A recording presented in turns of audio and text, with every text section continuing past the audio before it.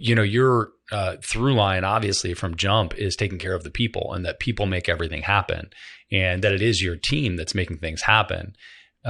Tactically, one of the struggles that people have, certainly in, startups from 0 to 8 figures or multi 8 figures or beyond, is how the fuck do I juggle it all?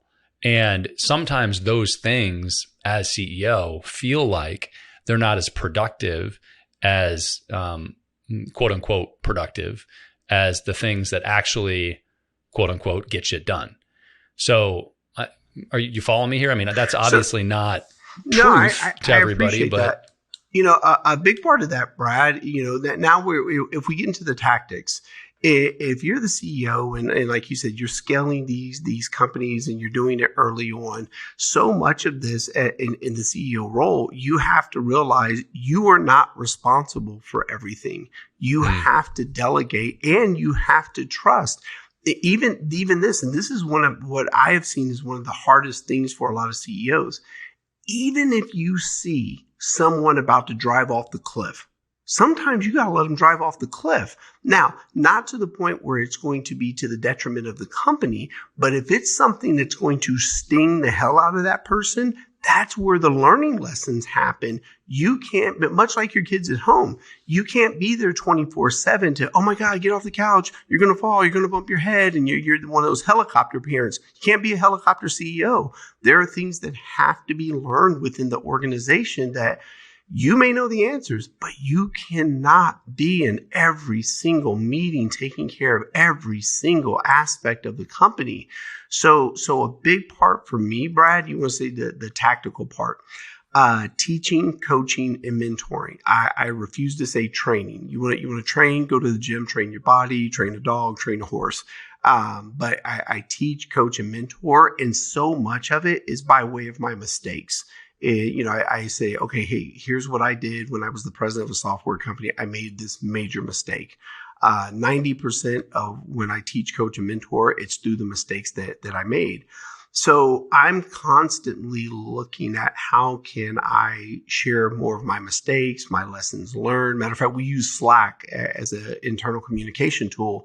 We even have a channel called Lessons Learned, to where when someone learns something, they can share it with the rest of the organization.